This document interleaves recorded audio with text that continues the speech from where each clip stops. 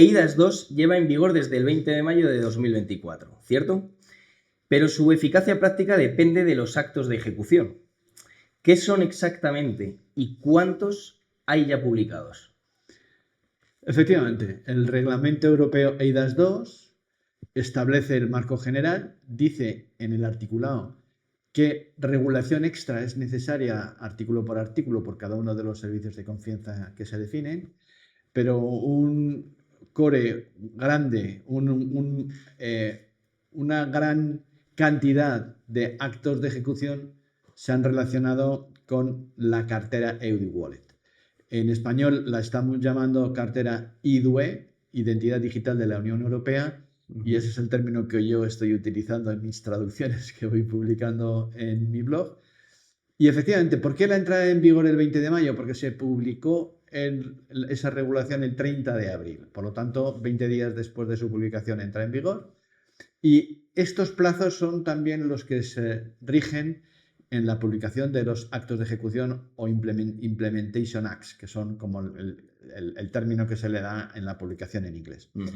Ya hay publicados más de 29 actos de ejecución y más o menos cada mes se publican algunos. Estamos ya en una fase en la que se están empezando a publicar actos de ejecución que modifican actos de ejecución ya publicados anteriormente, lo cual crea un poco de tensión en los desarrolladores porque muchos de esos actos de ejecución dicen cómo se tienen que construir los nuevos servicios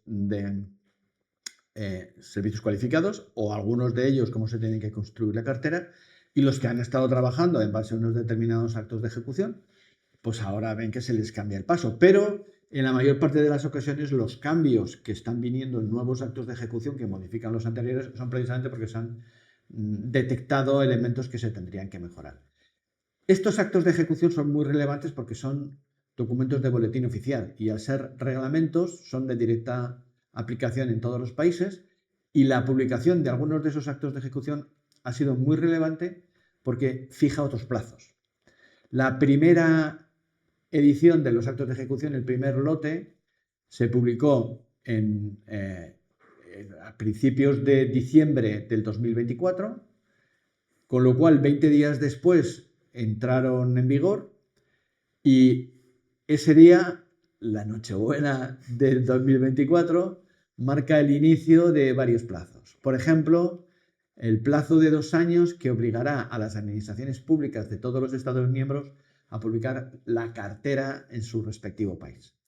Y 3 años después, la obligación de determinados profesiones de determinadas empresas para tener también la obligación de aceptar las carteras en sus actividades. Por ejemplo, la banca, el tratamiento de aguas, el tratamiento de sanidad, tienen estos plazos de obligatoriedad que son de 36 meses, por lo tanto, en las Navidades del 2026 tenemos la obligación de las entidades públicas, y en las Navidades del 2027 tenemos la obligación de un conjunto muy grande de entidades del sector privado. Entonces falta realmente poco para que todo esto empiece a ser efectivo.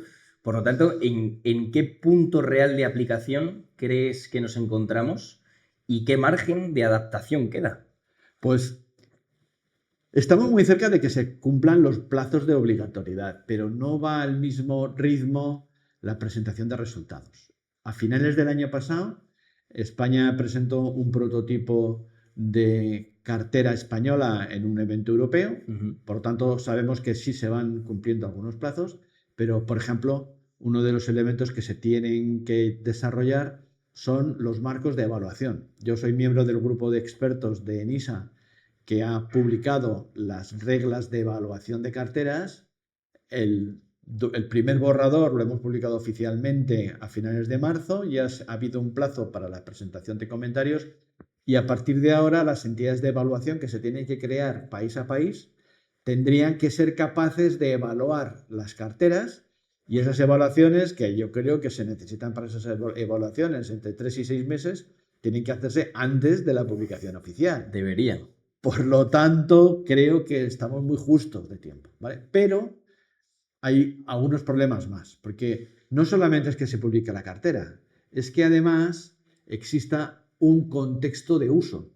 En España tenemos la ventaja relativa de que tenemos clave, que es un mecanismo de gestión de identidad que podría tener entre las opciones que ya tiene, como usar el DNI o como usar un sistema de usuario y password generalizado.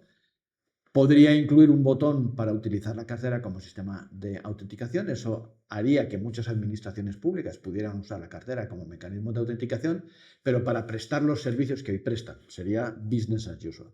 Pero por otro lado, también tenemos la carpeta ciudadana, y la carpeta ciudadana ya agrupa muchas de las informaciones de fuentes auténticas, que es uno de los elementos que define la normativa de la cartera, y que por lo tanto se podrían utilizar también en ese contexto. ¿Pero qué necesitamos?